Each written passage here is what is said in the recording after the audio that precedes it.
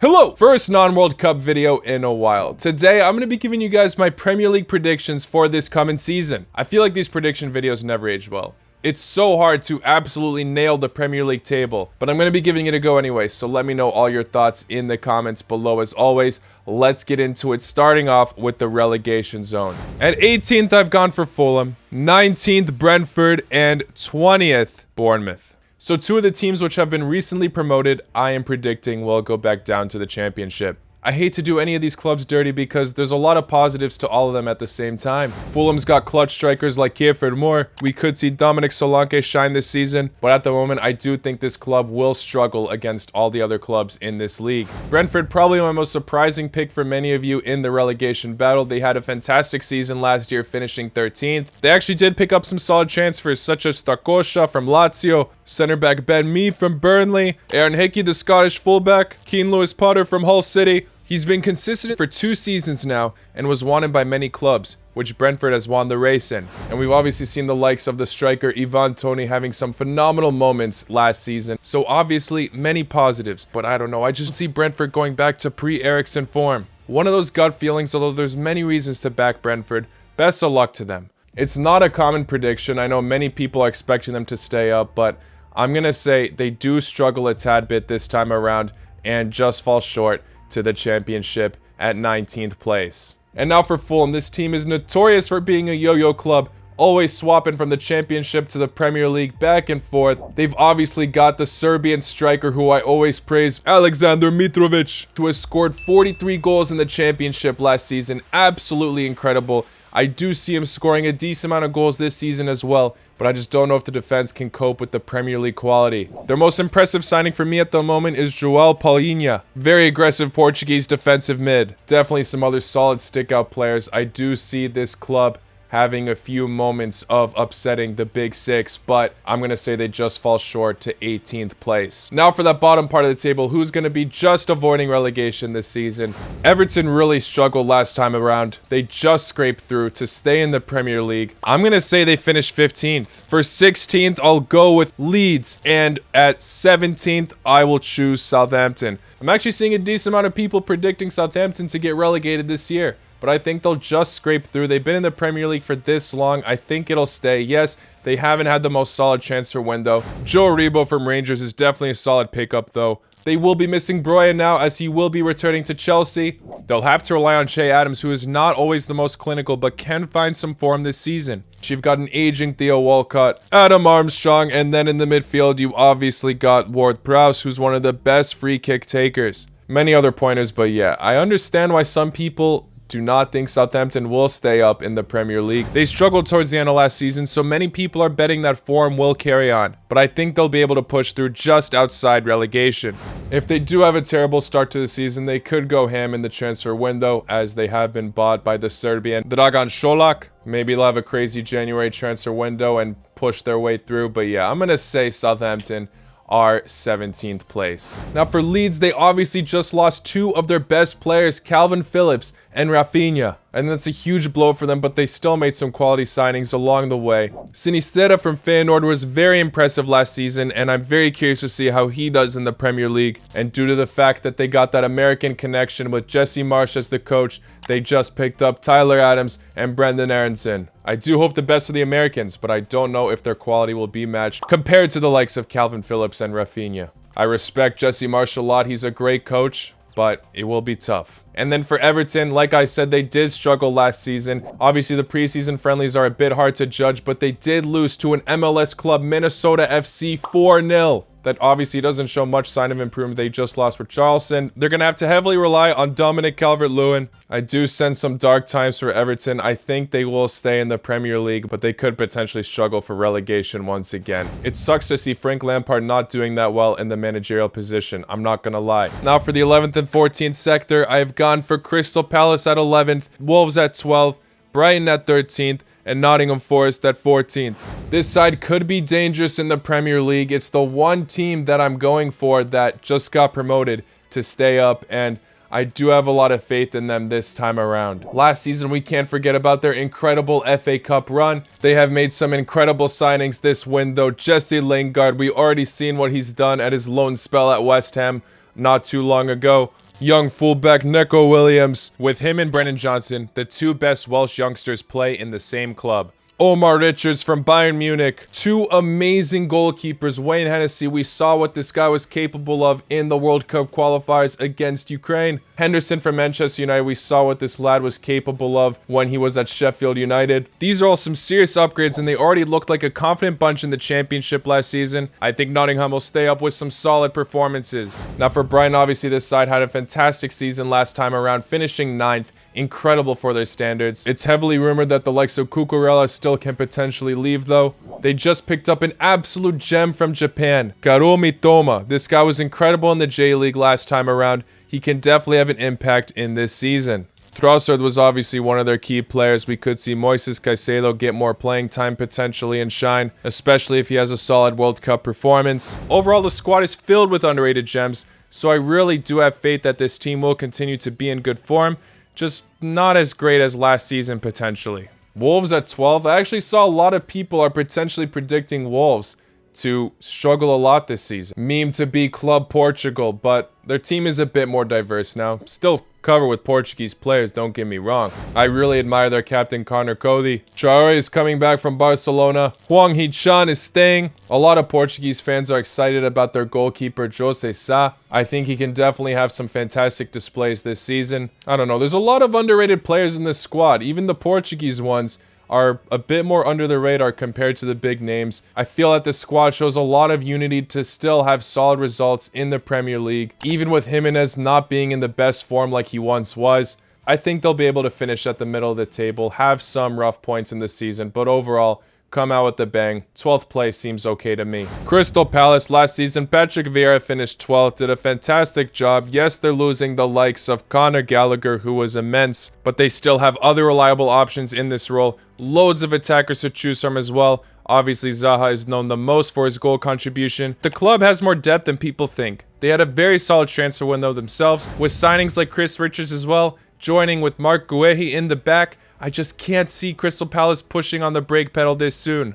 Now for 8th to 10th, the top of the bottom half of the table, I've gone for Newcastle at 8th, West Ham at 9th, and Aston Villa at 10th. Steven Gerrard has done a fantastic job managing the side ever since he's joined. Being able to grab some immense wins, he relied on the likes of Philippe Coutinho, who's looking to continue his amazing form in the Premier League. They've obviously got the reliable Argentinian goalkeeper Martinez, Matty Cash, such an exciting fullback to watch. Many other players to go on about. Last season, Aston Villa finished at 14th.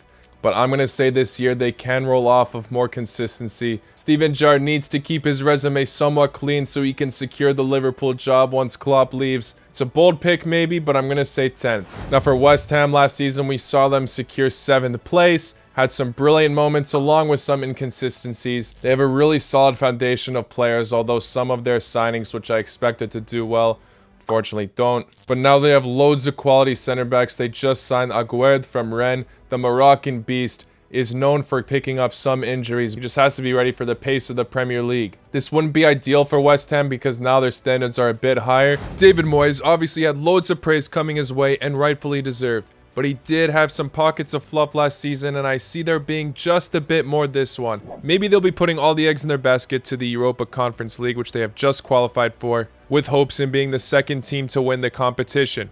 Now for Newcastle, despite the Saudi financial takeover, they haven't had the craziest transfer window. But their January transfer window was still immense, and they improved a lot once they secured those players. They were fighting a relegation battle to then climbing up all the way to 11th place. So I definitely see them at least improving from that position, but just falling short to qualifying for a European competition. Bruno Guimaraes and Kieran Trippier have proven to be quality signings, but I have more faith in the rest of the clubs not mentioned yet to secure top 7. So now for those top 7, I'm going for some potential shockers here. Arsenal at 5th, Chelsea at 6th, and Leicester City at 7th. Leicester I'm putting at 7th because last time they finished at 8th with loads of injuries. Obviously this side has been competing consistently for a European competition spot. And they obviously had some rough patches last season. Defense looking leaky with all those injuries. Jamie Vardy was absent for a while as well. If Leicester has all their players fit, I genuinely think it's very possible for them to secure at least a Conference League spot. and can definitely upset some of these top 6 teams. Chelsea 6th is probably my most shocking prediction yet. At this current moment in time though, I do not think Chelsea are in the best shape. Their preseason friendlies so far have been a disaster, losing to Charlotte FC on penalties, losing to Arsenal 4-0. Some people may be saying, oh, it's just preseason friendlies, those don't matter, sure. But they really look like they're struggling to find consistent attackers up top to produce every match day. Their defense on paper is looking solid still since they replaced Rudiger with Koulibaly. Midfield always easy to praise. But as great as Raheem Sterling is, it's not enough to guarantee consistency up top, unless Werner magically becomes better for the club.